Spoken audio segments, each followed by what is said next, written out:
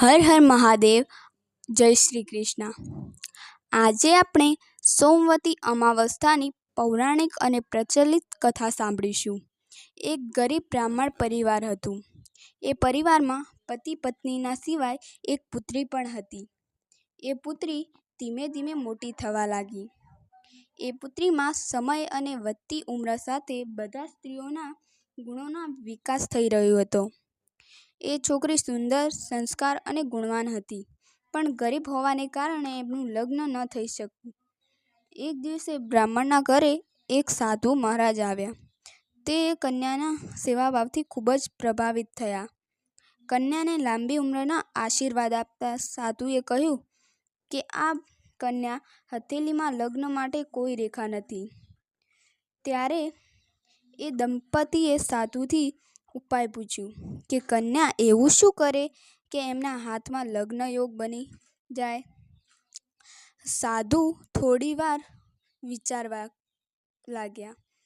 અંતર્દ્રષ્ટિએ ધ્યાન કરીને જણાવ્યા કે થોડી દૂર એક ગામમાં એક સોના નામની ધાબણ રહે છે. જાતિની એક મહિલા અને એમના દીકરાને વહુ સાથે રહે છે. ખૂબ જ આચાર વિચાર અને સંસ્કાર સંપન્ન અને પતિવ્રતા છે. જો એ કન્યા એમની સેવા કરે, એ મહિલા એમને એમના માથામાં સિંદૂર લગાવી દે, તો એ પછી એ કન્યા લગ્ન થાય તો એ કન્યાના વૈવિધ્ય યોગ મટી શકે છે. સાધુએ પણ જણાવ્યું કે મહિલા ક્યાં પણ આવતી જતી નથી. આ વાત સાંભળી બ્રાહ્મણે એમની દીકરીથી ધોબણની સેવા કરવા વાત કહી. બીજા દિવસે કન્યા સવારે ઉઠીને સોના ધોબાણના ઘરે જઈને સાફ સફાઈ અને બીજા બધા કામ કરીને ઘરે આવી જતી. એક દિવસ સોના ધોબણ એમને વહુને પૂછે છે કે તો સવારે ઉઠીને બધા કામ કરી લો છો, તો મને ખબર પણ નથી લાગતી. વહુએ કહ્યું કે મેં વિચાર્યું કે તમે સવારે જલ્દી ઉઠીને બધા કામ પોતે કરી લો છો અને હું મોડે ઉઠું છું.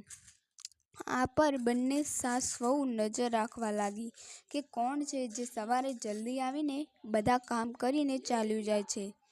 ઘણા દિવસો પછી ધોબાણને જોયું કે એક કન્યા અંધેરામાં ઘરે આવે છે અને બધા કામ કર્યા પછી ચાલી જાય છે. જ્યારે એ જવા લાગી તો સોના ધોબણ એમના પગે પર પડી ગઈ અને પૂછવા લાગી કે તમે કોણ છો, જો આ રીતે છુપાઈને આવી મારા ઘરની ચાકરી કરો છો. ત્યારે કન્યાએ સાધુએ કહેલી બધી વાત કહી. સોના ધોબણ પતિવ્રતા હતી, એમાં તેજ હતું. સોના ધોબણના પતિ અસ્વસ્થ હતા. એમને એમની વહુને એમના પરત આવવા સુધી જ ઘર રહેવાનું કહ્યું. સોના ધોબણે જેમ જ એમની માંગમાં સિંદૂર કન્યાના માંગમાં લગાવ્યું, એમનો પતિ મરી ગયો. એ વાતથી એમને ખબર પડી કે એ ઘરની જળ આપ્યા વગર ચાલી હતી. આ સોચીને જ રસ્તામાં જ્યાં પીપળાનું પેડ મળશે તો એને ભવરી આપીને એમની પરિક્રમા કરીને જળ સંગ્રહ કરશે. એ દિવસે સોમવતી અમાવસ્યા હતી.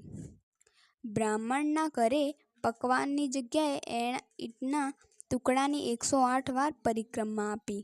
108 વાર પીપળાના ઝાડની પરિક્રમા અને એમને જળ સંગ્રહ કર્યા. એવું કરતાં જ એમનું મરણ પતિ જીવતો થઈ ગયો.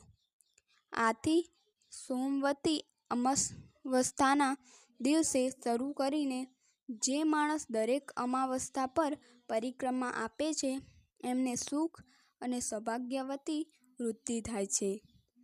પીપળાના ઝાડમાં બધા દેવી દેવતાઓ વાસ હોય છે. આથી જે માણસ દરેક અમાવસ્યાને ન કરી શકે એ દર સોમવારે પડતી અમાવસ્યાને દિવસે 108 વસ્તુઓથી પરિક્રમા આપી સોના ધોબણ અને ગૌરી ગણેશના પૂજન કરે છે. એને અખંડ સૌભાગ્ય મળે છે. એ પ્રચલિત પરંપરા છે કે પહેલી સોમવતી અમાવસ્યાના દિવસે ધાન, પાન, હળદર, સિંદૂર અને સોપારીની પરિક્રમા અપાય છે. એ પછી સોમવતી અમાવસ્યાને તમારા સામર્થ્યમાં મુજબ ફળ, મીઠાઈ, સુહાની સામગ્રી વગેરેથી પણ પરિક્રમા આપી શકાય છે. અને પરિક્રમા પર ચઢાવેલ સામાન કોઈ બ્રાહ્મણ, નનદ કે ભાણેજને આપી શકાય છે. તો આ હતી શ્રાવણ માસના છેલ્લા સોમાવતી અમાસની વાર્તા સારી લાગી હોય તો અમારી ચેનલને સબસ્ક્રાઈબ કરજો, જેનાથી આવનારા બધા વિડીયો નોટિફિકેશન તમે મળી રહે.